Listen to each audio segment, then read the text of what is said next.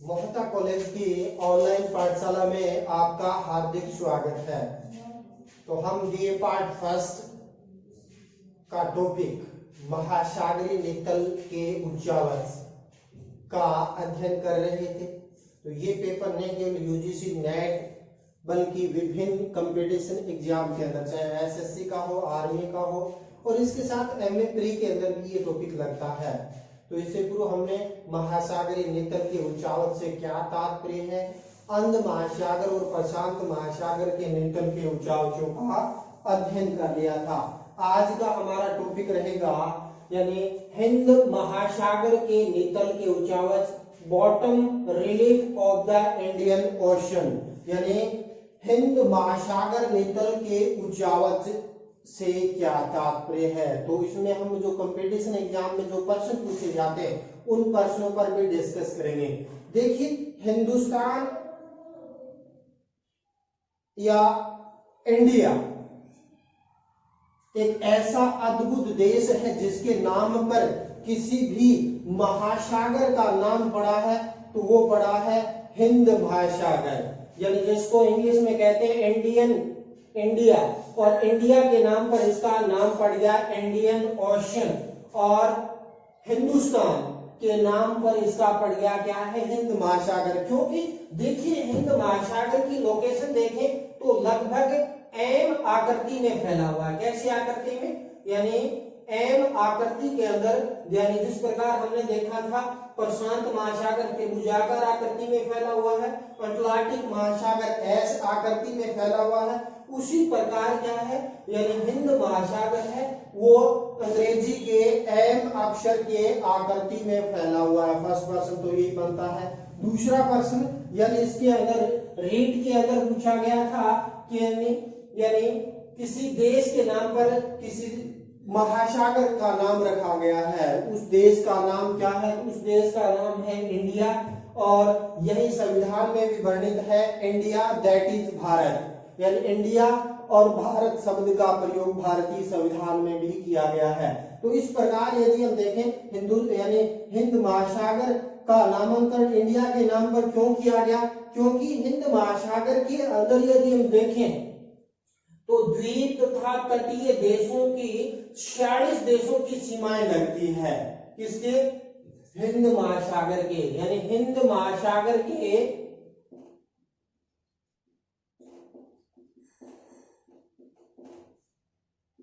46 देशों की सीमाएं लगती है, और भारत जितनी लंबी सीमा किसी भी देश की नहीं लगती। भारत की सीमा कितनी लगती है समुद्र तट से, यानी 75 से 16.6 किलोमीटर लंबे तटीय सीमा है, वो मुख्य रूप से पाई जाती है, जिसमें द्वीपीय और यानी तटवर्ती सीमा दोनों शामिल है। 6100 किलोमीटर तो तटीय है, इसके अलावा द्वीपीय सीमा भी है। तो इतनी बड़ी विस्तृत सीमा किसी देश की नहीं लगती, जिसके कारण यानी इसके नाम पर, भारत के नाम पर, यानी इसका नाम रख गया हिंद महासागर, इंडियन ओशन। तो इस प्रकार यदि हम देखें तो हिंदुस्तान के बारे में भी थोड़ा हम अध्ययन कर लेते हैं कि आर्यों की जो भरत नाम की शाखा थी, उस नाम पर तो यानी भारत नाम पड़ा, किसका, इंडिया का। और जो वैदिक आर्य लोग थे वो सिंधु नदी के आसपास वाला जो क्षेत्र में प्रमुख रूप से रहते थे। जो ईरानी लोग थे, ईरानी लोग हैं वो मुख्य रूप से क्या है, सिंधु को हिंदू नाम से बोलते थे, यानी ही के नाम से, क्या, सी को ही के नाम से संबोधित करते हैं, तो सिंधु को हिंदू के नाम से संबोधित करते थे। और हिंदू नदी के आसपास वाले जो क्षेत्र के नाम पर इस देश का नाम पड़ गया हिंदुस्तान के नाम से, इसको क्या है, आगे संबोधित किया जाने लगा। फिर बात करते हैं जो यूनानी लोग थे, ग्रीक और यूनानी लोग थे, वो मुख्य रूप से क्या है, यानी जो सिंधु नदी को कहते थे इंडस नदी, और इंडस नदी के आसपास वाला जो क्षेत्र था उसमें रहने वाले निवासी थे वो इंडियन, या जिसके नाम पर इंडिया मुख्य रूप से क्या है, संबोधित है, वो प्रमुख रूप से किया गया। क्योंकि हमारा टॉपिक है महासागरीय नितल के उच्चावच, तो हिंद महासागर की जो तली है उसमें पाए जाने वाले जो उच्चावच हैं जिसमें मगन तट है, मगन ढाल है, गहरे महासागरीय मैदान और गर्त है, वो प्रमुख रूप से क्या है पाए जाते हैं। तो इसके अंदर हम देखें तो यानी हिंद महासागर में मगन तट देखें तो यानी जो मुख्य रूप से यानी इंडियन के आसपास वाला जो क्षेत्र है, यानी अरब सागर और बंगाल की खाड़ी वाला जो क्षेत्र है, इसके अलावा मेडागास्कर के आसपास वाला जो क्षेत्र है, वहां पर मुख्य रूप से क्या है मगन तट है, बेसिकली चौड़े पाए जाते हैं। और उस क्षेत्र के अंदर मगन तटों की यदि हम चौड़ाई की बात करते हैं तो वहां यानी औसतन लगभग क्या है 240 किलोमीटर से अधिक चौड़े पाए जाते हैं। मेडागास्कर के पास तो यानी 640 किलोमीटर चौड़े मगन तट हैं वो पाए जाते हैं। संपूर्ण जो तली है उसके लगभग 4.5% भाग पर क्या है मगन तट है वो पाए जाते हैं। और ये मगन तट यानी यदि हम देखें तो प्रायद्वीपीय भारत के तटवर्ती क्षेत्र है, अरब सागर और बंगाल की खाड़ी वाला जो क्षेत्र है, यहाँ पर मगन तट की चौड़ाई है बेसिकली ज्यादा देखने को मिलती है। फिर यदि हम बात करते हैं इसके अंदर यानी मगन ढाल, तो मगन ढाल 6.5% यानी संपूर्ण महासागर की जो तली है उसमें यदि हम देखना चाहें हिंद महासागर की तली है उसके 6.5% भाग पर मगन ढाल है वो प्रमुख रूप से क्या है पाए जाते हैं। और मगन ढाल खड़े ढाल वाले होते हैं जिसके कारण तीव्र ढाल मलबा यहाँ पर प्रमुख रूप से क्या है टिक है वो नहीं पाता है।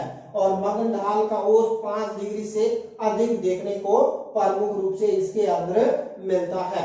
फिर बात करते हैं गहरे महासागरीय मैदान।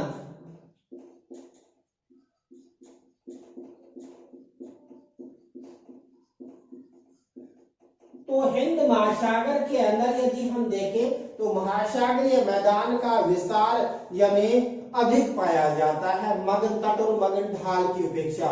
क्यों? क्योंकि इसका जो मुख्य औसत गहराई लगभग 4000 मीटर के आसपास है। तो यहाँ 3 से यानी 4000 मीटर की गहराई में 80.1% भाग पर गहरे महासागरीय मैदान है वो प्रमुख रूप से पाए जाते हैं। हालांकि अपने देखें अटलांटिक महासागर के समान भी मुख्य रूप से क्या है इसके मध्यवर्ती भाग में यानी यहाँ कन्याकुमारी से लेकर अंटार्कटिका तक यानी मध्य अटलांटिक कटक का विस्तार पाया जाता है, लेकिन फिर भी 80.1% भाग पर गहरे महासागरीय मैदान का विस्तार इसके में पाया जाता है। फिर हम बात करते हैं कि गर्त या जो यानी प्रशांत महासागर में सर्वाधिक गर्त हमने देखे थे 32 गर्त पाए जाते हैं। उसके बाद अटलांटिक महासागर के अंदर यानी गर्तों की संख्या 19। तो हिंद महासागर में 6 गर्त हैं वो प्रमुख रूप से क्या है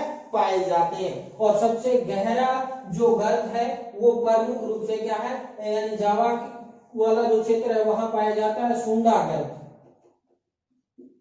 और सुंडा गर्त 7450 मीटर की गहराई लिए हुए होता है। इसके अलावा मेडागास्कर के पास मेडागास्कर गर्त पाया जाता है। मॉरिशस के पास मॉरिशस गर्त है वो प्रमुख रूप से क्या है देखने को मिलता है। तो इस सोकोत्रा के पास भी एक छोटा गर्त है वो प्रमुख रूप से देखने को मिलता है। अब हम इसका जो कंपटीशन एग्जाम के अंदर जो प्रश्न पूछे जाते हैं उन प्रश्नों पर भी हम डिस्कस करते हैं। देखिए यानी कई बार क्या होता है हिंद महासागर के द्वीपों के बारे में पूछा जाता है कि हिंद महासागर का सबसे बड़ा द्वीप कौन सा है। तो हिंद महासागर के सबसे बड़े द्वीप की बात करते हैं तो मैप के अंदर ये वाला जो द्वीप है अफ्रीका के साथ लगा हुआ जो क्षेत्र है मेडागास्कर। तो यानी हिंद महासागर का सबसे बड़ा द्वीप कौन सा है मेडागास्कर द्वीप है पाया जाता है। उसके बाद दूसरा यानी श्रीलंका है बड़ा यानी द्वीप है वो प्रमुख रूप से पाया जाता है। द्वीप से तात्पर्य जिसके चारों ओर जल होता है वो द्वीप होता है जिसका एक सीमित यानी क्षेत्रफल होता है। हालांकि कई सागरों में भी मुख्य रूप से क्या है महाद्वीपों के चारों ओर भी जल है, लेकिन उसका 10 लाख वर्ग किलोमीटर से अधिक क्षेत्रफल होगा वो महाद्वीप होगा, उसकी कुछ अलग कंडीशन होती है। तो सबसे बड़ा यानी द्वीप विश्व का पूछें तो यानी अटलांटिक महासागर में स्थित ग्रीनलैंड द्वीप है। सबसे बड़ा द्वीप है। और हिंद महासागर का सबसे बड़ा द्वीप है कौन सा, यानी आपका मेडागास्कर, या जिसको मालागासी के नाम से भी क्या है जाना जाता है। इसके अलावा यदि हम बात करते हैं, सोकोत्रा द्वीप आ जाता है यमन के पास में, यानी ये सोकोत्रा द्वीप आ जाता है। इसके बाद जिंजीबार द्वीप समूह है, तो जिंजीबार नोंग के लिए मुख्य रूप से क्या है परिचित है, वो प्रमुख रूप से क्या है माना जाता है। इसके अलावा यदि हम बात करते हैं, कोमोर द्वीप समूह आ जाता है भारत में, अंडमान और निकोबार द्वीप समूह आ जाता है, इधर मालदीव आ जाता है, लक्षद्वीप समूह प्रमुख रूप से आ जाता है। इधर हम बात करते हैं सुमात्रो आ जाता है, और इधर कोकोस द्वीप आ जाता है, ऑस्ट्रेलिया के पास क्रिसमस द्वीप आ जाता है, पोर्ट हेटलैंड द्वीप आ जाता है। इधर हम बात करते हैं रियूनियन द्वीप समूह आ जाता है, सेंट पॉल द्वीप आ जाता है, एमर्सन द्वीप प्रमुख रूप से क्या है आ जाता है, कर्बलेस द्वीप, ये कई द्वीप है वो प्रमुख रूप से इसके अंदर कंपटीशन एग्जाम के अंदर पूछे जाते हैं। फिर बात करते हैं कि इसके अंदर सीमांत सागर कौन कौन से पाए जाते हैं। तो सीमांत सागरों की यदि हम देखना चाहें तो यानी भारत के पश्चिम वाला जो क्षेत्र है ये तो आ जाता है अरब सागर, कौन सा अरब, और भारत की पूर्व साइड के अंदर थाईलैंड से लगता हुआ ये जो सागर है ये आ जाता है बंगाल की खाड़ी के नाम से क्या है प्रमुख रूप से क्या है जाना जाता है। फिर यदि हम नेक्स्ट यदि हम देखना चाहें सीमांत सागर की, तो इसके अंदर यानी इधर ये फारस की खाड़ी आ जाती है, कहा यानी फारस की खाड़ी आ जाती है। ये ऑस्ट्रेलिया के उत्तर के अंदर, सुमात्रा के दक्षिण के अंदर जो यानी सागर है वो मुख्य रूप से क्या है तिमोर सागर आ जाता है, तो ये भी मुख्य रूप से क्या है इसी के अंदर इसकी लोकेशन है वो पाई जाती है। इसके अलावा यहाँ मोजाम्बिक चैनल भी आ जाता है, और ये प्रमुख रूप से क्या लाल सागर भी आ जाता है। ये यहाँ क्या है लाल सागर की स्थिति प्रमुख रूप से क्या है पाई जाती है। तो ये मोजाम्बिक चैनल आ जाता है, ये मेडागास्कर और मोजाम्बिक के बीच वाला जो क्षेत्र है चैनल एक पतला संकरा प्रमुख रूप से क्या है इसके अंदर मार्ग है वो पाया जाता है। तो यानी अरब सागर, इधर यानी अरब सागर बंगाल की खाड़ी आ जाती है। इधर हम बात करते हैं मोजाम्बिक चैनल आ जाता है, इधर तिमोर सागर इसके अंदर प्रमुख रूप से क्या है आ जाता है। इसके अलावा यहाँ मोजाम्बिक चैनल आ जाता है। इसके अलावा यदि हम देखें यहाँ लाल सागर प्रमुख रूप से इसके अंदर आ जाता है। तो ये तो आ जाते हैं इसके यानी सीमांत सागर। इसके बाद हम बात करते हैं कटक से। तो कटक क्या होता है, यानी जब हिंद महासागर का निर्माण कैसे हुआ, यानी इंडिया और मुख्य रूप से जो अफ्रीका वाला जो भाग है, पहले इंडो ऑस्ट्रेलियन प्लेट ये आपस में जुड़ी हुई थी।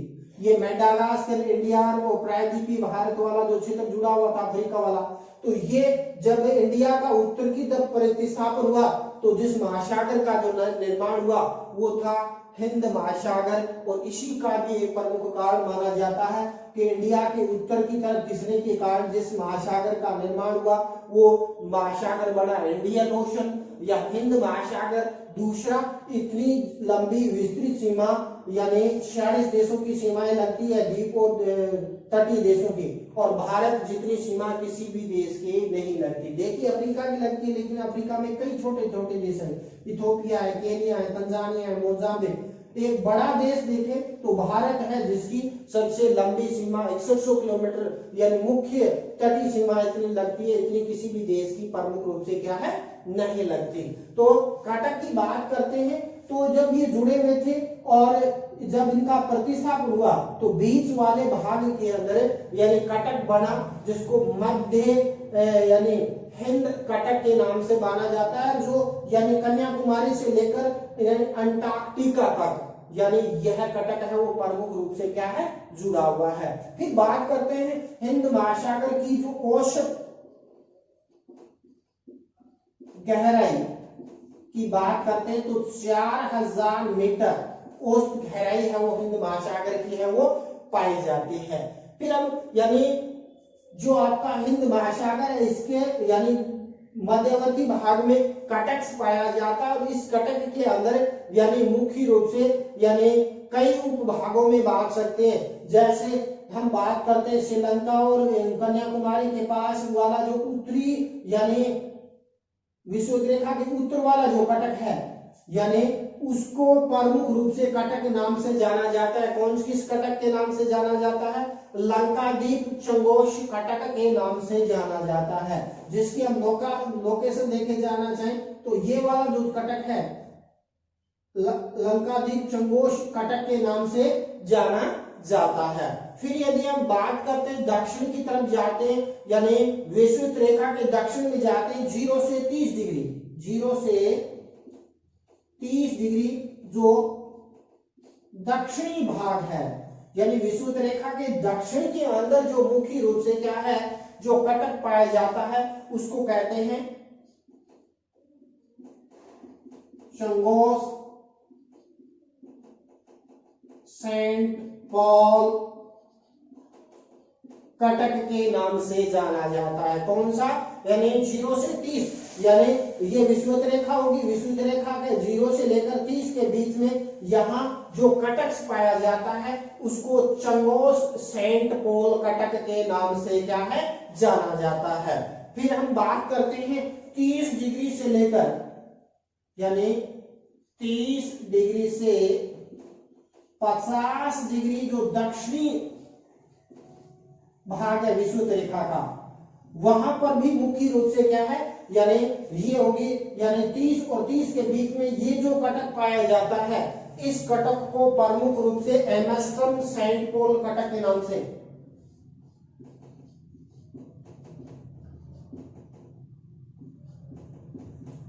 सेंट पॉल कटक के नाम से जाना जाता है। एमस्ट्रम सेंट पॉल कटक के नाम से क्या है जाना जाता है जो दक्षिणी हिंद महासागर में 30 से 50 दक्षिणी अक्षांशों के बीच यानी एमस्ट्रम सेंट पॉल कटक पाया जाता है। और एमस्ट्रम सेंट पॉल जो कटक की लोकेशन की यदि हम बात करते हैं तो यानी हिंद महासागर के अंदर एमस्ट्रम जो द्वीप पाया जाता है इस एमस्ट्रम द्वीप के समानांतर पाया जाता है जिसकी दो दिशाएं हो जाती है आगे दो भागों में बढ़ जाता है। जो पश्चिमी जो भाग है यानी पश्चिमी भाग को टर्बुलेंस कटक कहा जाते हैं यानी पश्चिमी भाग क्या टर्बुलेंस यानी कटक कहा जाता है। यानी ये जो पश्चिमी का जो कटक है इसको तो टर्बुलेंस क्योंकि दो शाखाओं में बढ़ जाता है यानी एमस्ट्रम सेंट पॉल कटक जो यानी पश्चिम की तरफ जाता है उसको तो टर्बुलेंस कटक के नाम से जाना जाता है। और जो पूर्वी शाखा होती है जो ऑस्ट्रेलिया के समानांतर यानी दक्षिण के अंदर प्रमुख रूप से क्या है अंटार्कटिका तक चली जाती है उसको यानी इंडियन अंटार्कटिकल कटक के नाम से जाना जाता है। किस नाम से? इंडियन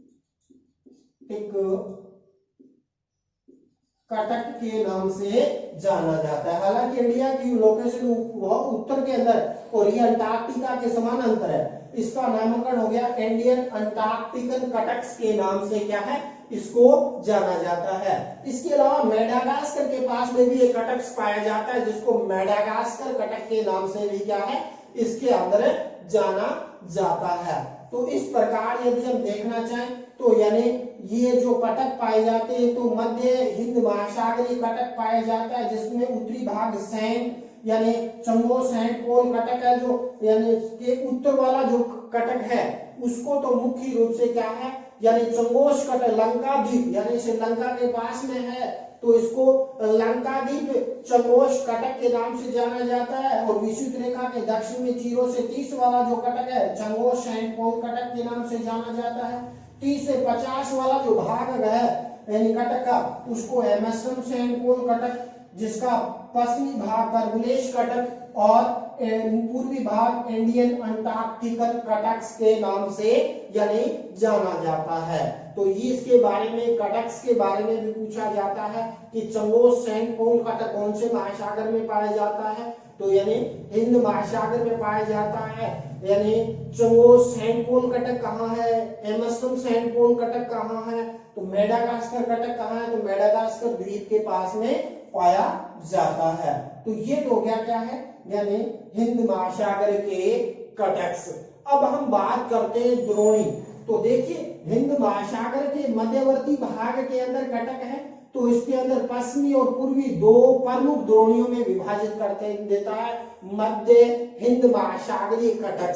इसको दो द्रोणियों, दो बेसिनों के अंदर बांट देता है जल को। तो इसके अंदर भी छोटी छोटी द्रोणियां हैं, वो प्रमुख रूप से क्या है, पाई जाती है। जिसके अंदर हम बात करते हैं ओमान की खाड़ी के पास जो मुख्य रूप से जो द्रोणी है उसको ओमान द्रोणी के नाम से जाना जाता है। कौन सी? ओमान द्रोणी। जो ओमान की खाड़ी के पास में जो द्रोणी है उसको बेसिकली ओमान की द्रोणी के नाम से जाना जाता है, जो प्रमुख रूप से क्या है 3658 मीटर गहरी है। कितनी? 3658 मीटर गहरी पाई जाती है। कौन सी? ओमान द्रोणी के नाम से जाना जाता है। फिर बात करते हैं दूसरी सोमाली द्रोणी।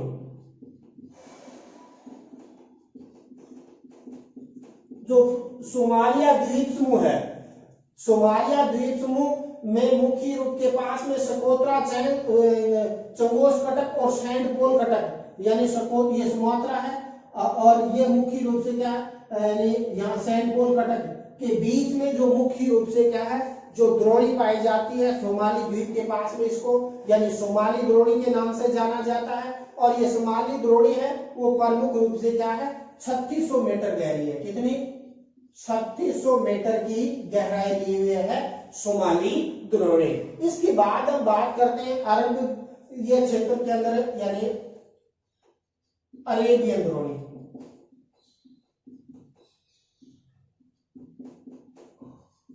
तो अरेबियन द्रोणी की यदि हम बात करते हैं अफ्रीका तथा प्रायद्वीपीय भारत के मध्य, यानी ये अफ्रीका तथा प्रायद्वीपीय भारत के मध्य जो अरब सागर है यहाँ पर जो द्रोणी पाई जाती है उसको अरेबियन द्रोणी के नाम से जाना जाता है। अरेबियन द्रोणी की बात करते हैं तो 3600 से 5486 मीटर गहरी है। ये कितनी?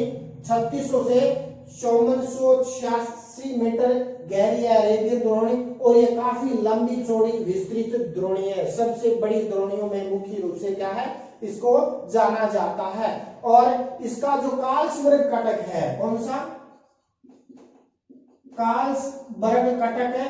इस द्रोणी को दो भागों में, यानी यहाँ जो एक कार्लसबर्ग कटक है उसको, इस द्रोणी को, अरेबियन द्रोणी को प्रमुख रूप से दो भागों के अंदर इसको विभाजित कर देता है। ये भी यूजीसी नेट में पूछा गया था कि अरेबियन द्रोणी को दो भागों में बांटने वाला कटक कौन सा है, तो वो कार्लसबर्ग कटक के नाम से क्या है जाना जाता है।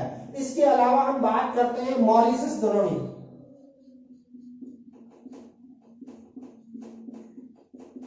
तो मॉरिशस द्रोणी की बात करते हैं तो यानी जो मेडागास्कर प्रायद्वीप है, मेडागास्कर प्रायद्वीप के पास सेंट पोल कटक है।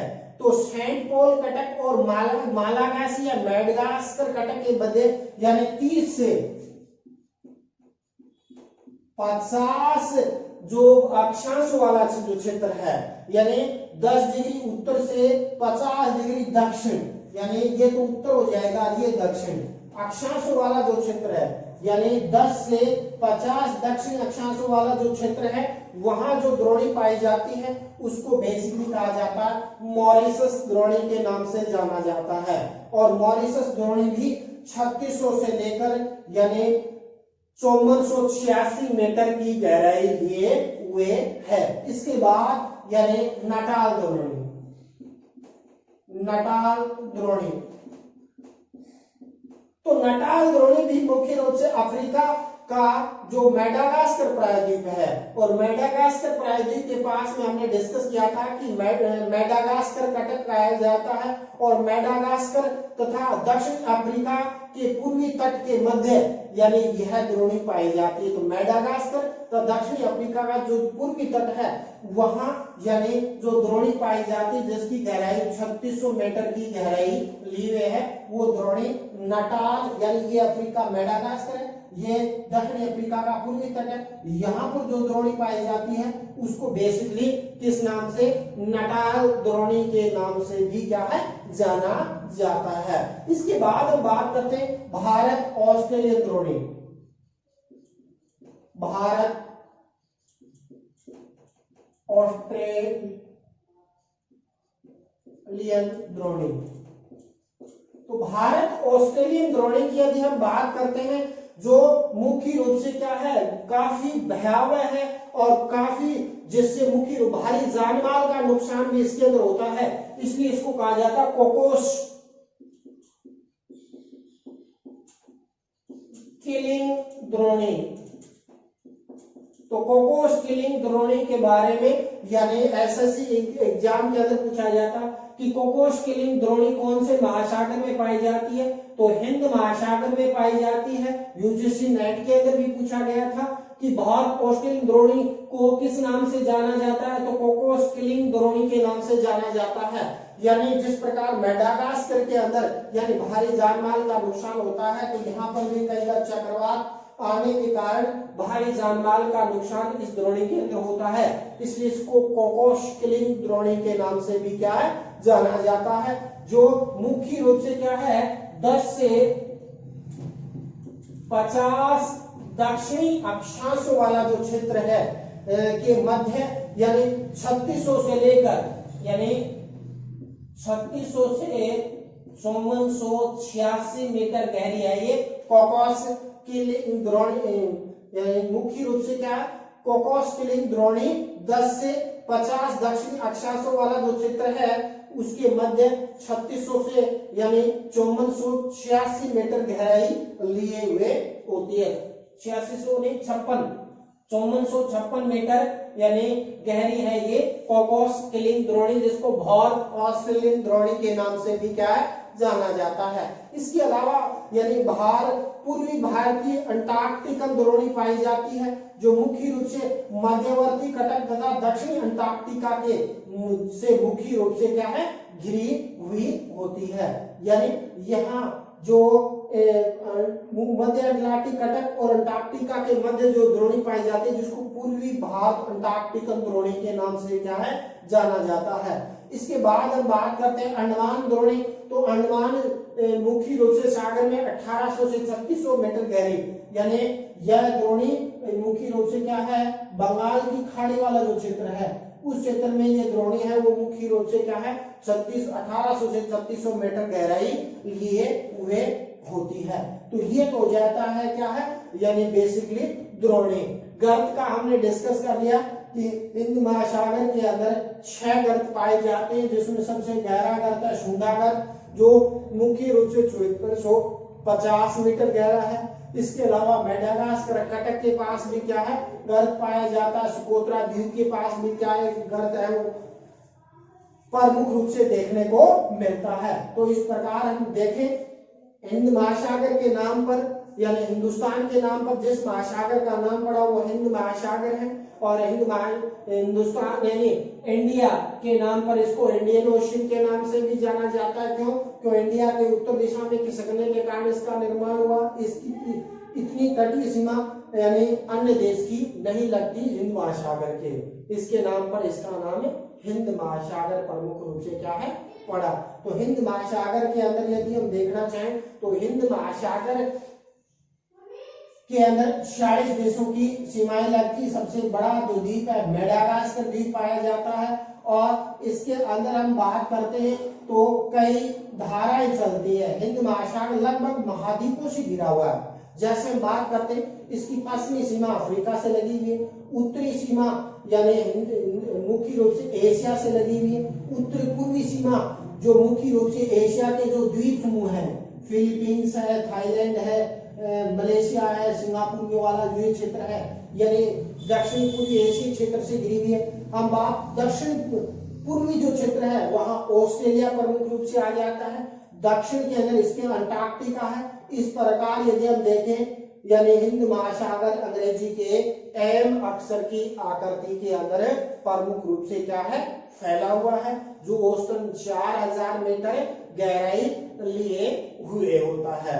तो इस प्रकार हमने देखा कि सबसे बड़ा जो द्वीप है हिंद महासागर का मेडागास्कर, इसके बाद श्रीलंका है, स्कोत्रा है, जिंजीबार है, अंडमान निकोबार द्वीप समूह है, मालदीव है, जैसे कई द्वीप है वो पाए जाते हैं।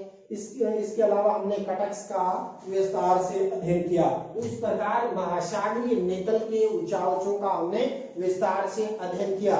इसका जो अगला जो टॉपिक हमें अध्ययन करेंगे, यानी हम अध्ययन करेंगे धाराएं। और धाराएं यानी जिस तट से टकराएंगी वहां से इसकी लोकेशन चेंज हो जाती है। तो उससे पूर्व हमने हिंद महासागर की जो श्रृंखला देखी थी, उस श्रृंखला का आप अवलोकन करें, ताकि जो आगे जो धाराएं हैं, चाहे वो प्रशांत महासागर की धारा हो, हिंद महासागर की धारा हो, अथवा कौन सी अटलांटिक महासागर की धारा। तो इसी के साथ क्या है, हम आज यानी हमने महासागर नितल का जो टॉपिक है उसको बेसिकली क्या है, पूर्ण कंप्लीट कर लिया है। तो इसी के साथ हम अगला जो टॉपिक है नए टॉपिक के साथ फिर हम डिस्कस करेंगे। तो आज का टॉपिक हम यहीं समाप्त करते हैं। जय हिंद, जय भारत।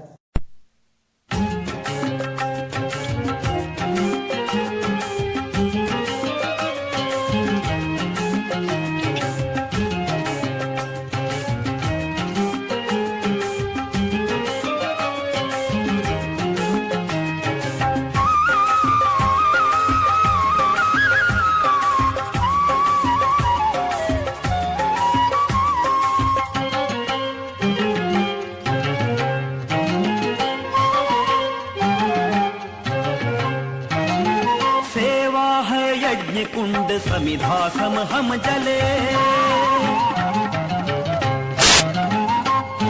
सेवा है यज्ञ कुंड समिधा सम हम जले, हेय महासागर में सरित रूप हम मिले। सेवा है यज्ञ कुंड समिधा सम हम जले, हेय महासागर में सरित रूप हम मिले। लोक योग क्षेम ही राष्ट्र अभय गान है, सेवारत व्यक्ति व्यक्ति कार्य का ही प्राण है। सेवा है यज्ञ कुंड समिधा सम हम जले, हेय महासागर में सरित रूप हम